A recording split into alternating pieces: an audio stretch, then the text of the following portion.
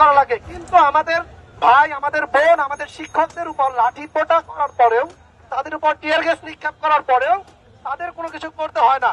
তো আসলে আমরা এই ইরেজারটা দিয়ে আমরা ওনাকে ইরেজ করে দিতে চাই। এই ইরেজারটা আসলে সেটার একটা প্রতীক। আর উপদেষ্টা মন্ডলীর মধ্যে আমরা আসলে এরকম ধরনের উপদেষ্টা চাই না, যিনি এত কিছু দেখার পরেও মানে তারা চুপ করে থাকেন। আমরা এই জন্য প্রতীক স্বরূপ ইরেজারটা আমরা এখানে পুরস্কার স্বরূপ দিয়েছি।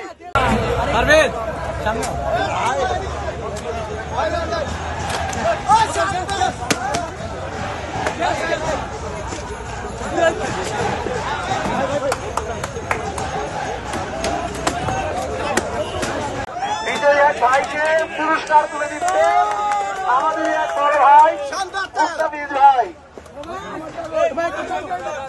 মুস্তাফিজ ভাই মুস্তাফ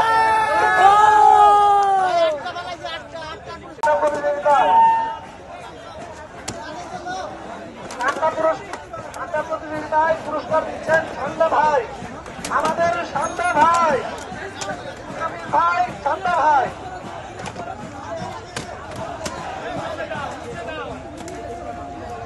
আর এই ইরেজারটি আসলে আমরা দিয়েছি ইন্টেনশনালি, এটা আসলে একটা প্রতীক। এই প্রতীকের মাধ্যমে আমরা বোঝাতে চেয়েছি যে এই মাহফুজকে